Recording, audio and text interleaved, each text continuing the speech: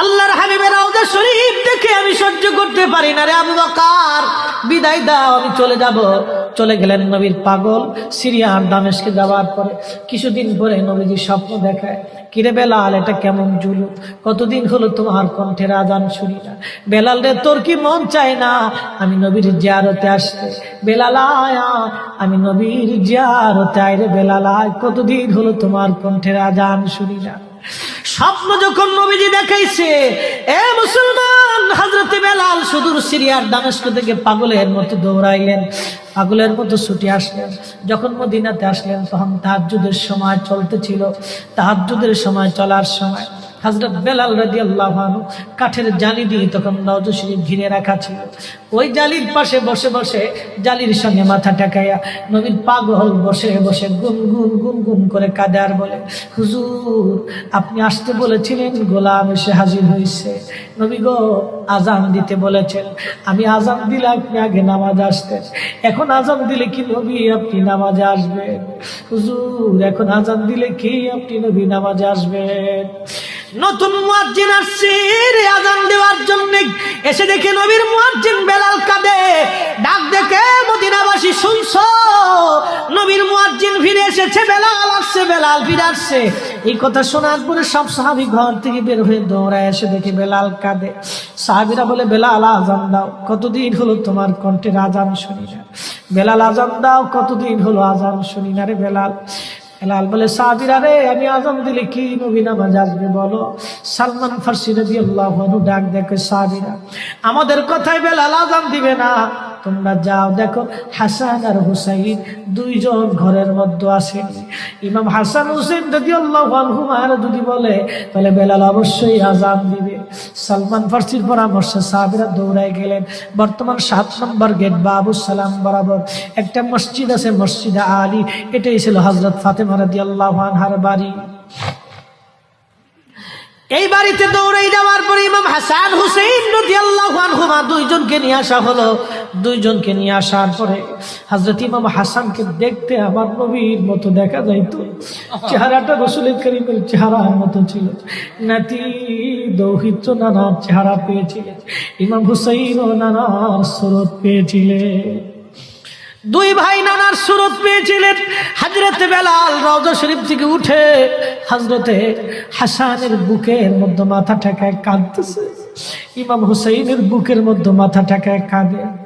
হযরতে ইমাম হাসান ডাক ডাকা, নানার মুয়াজ্জিন, কতদিন হলো তোমার কণ্ঠে আজান শুনি না, যেই কণ্ঠ দিয়া নানার আজান শুনাইতা, যাও গো ওই কণ্ঠ দিয়ে আমাদেরকেও আজান শোনাইয়া যাও। যখন হযরতে বেলাল ইমাম হাসান এই কথা বললেন, হযরতে বেলাল দৌড়ায় গেলেন। যেই বনু নাজ্জার গোত্রের মহিলা সাহাবীর ছাদের উপরে দাঁড়ায় বেলাল আজান দিত। আবু দাউদের 519 নম্বর হাদিসের মধ্যে আসছে, প্রত্যেক ফজরের নামাজের সুবহ সাদিকের আগে বেলাল দাঁড়াইতেন। দাঁড়ায় আজানের আগে বলতেন, আল্লাহুম্মা ইন্নী আহমাদুকা ওয়া নাস্তাঈনুকা আলা কুরাইশিন ইউকিমু দীনাক। প্রত্যেক ফজরের আজানের আগে এই দোয়াটা পড়ে বেলাল আজান শুরু করতেন। হযরত বেলাল রাদিয়াল্লাহু আনহু আজকে তাহাজ্জুদের আজান দিতে গেছে। আজান দিতে যাওয়ার পরে হযরত বেলাল যখন আজান দিলেন, আল্লাহু আকবার, আল্লাহু আকবার, আজানের মধুর ধ্বনি সারা মদিনার রন্দে রন্দে ছড়িয়ে গেল। মদিনার ঘর থেকে সব সাহাবী বের হয়ে দৌড় মারছে।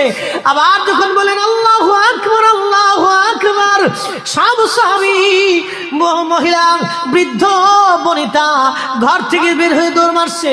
যখন বলল আশহাদু আল্লা ইলাহা ইল্লাল্লাহ, মদিনার ঘর থেকে সব মহিলারা ঘর থেকে বের হয়ে দৌড় মারছে রে, আর কান্না করে, নবী বুঝি ফিরে আসছে রে। আবার যখন বলেন আশহাদু আল্লা ইলাহা ইল্লাল্লাহ, তখন মদিনার মানুষ কান্না করতেছিল, গুনগুন গুনগুন করে কান্না করে। মদিনার ভিতরে আওয়াজ বের হয়ে গেল, নবী বুঝি আসছে রে, নবী বুঝি ফিরে আসছে রে, নবী বুঝি ফিরে আসছে রে, নবী বুঝি আসছে। হযরতে বেলাল যখন বলেন আশহাদু আন্না মুহাম্মাদুর রাসূলুল্লাহ, মদিনার মাটিগুলি থরথর থরথর করে কেঁপে উঠছে রে। মদিনার মানুষের কান্না বেড়ে গেল। হযরতে বেলাল অজ্ঞান হয়ে জমিনের মধ্যে পড়ে গেলেন, তিনি বেহুশ। নবীর আশিক বেহুশ হয়ে গেলেন। বেলালের মতো আশিক যদি আমরা হইতাম, এ দুনিয়ায় নবীর দেখা পাইতাম, এ দুনিয়ায় নবীর দেখা পাইতাম। যখন হুঁশ ফিরে আসছে, রওজা শরীফের পাশে বসে বসে বেলাল কাদের বলে, হুজুর আজান দিতে বলেছিলেন, আজান দিয়েছি। হুজুর আমি আজান দিলে আগে নামাজ আসতেন, আজকে আজান দিলাম আপনি হুজুর আসেন নাই। যে আজান দিলে নবী আসবে না, আমি বেলালে আজান আর কোনোদিন দিব না। হযরতে বেলাল কিছুদিন পরে কলিজা ফেটে নবীর বিরহ বেদনা সহ্য করতে না পেরে তিনি চলে গিয়েছিলেন পরপারে। কলিজা ফেটে, কলিজা ফেটে, কলিজা ফেটে। এইভাবে সাহাবীরা নবীকে ভালোবেসে গেছে।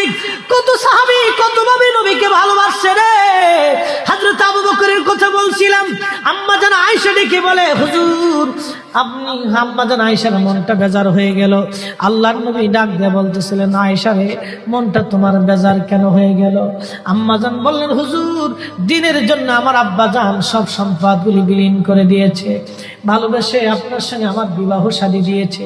ইয়া রাসূলুল্লাহ ভাবছিলাম আপনি আমার আব্বা জানের কথা বলবেন, যে আকাশের তুল্য নেক আমার আব্বা জানের আমল নামায় আছে।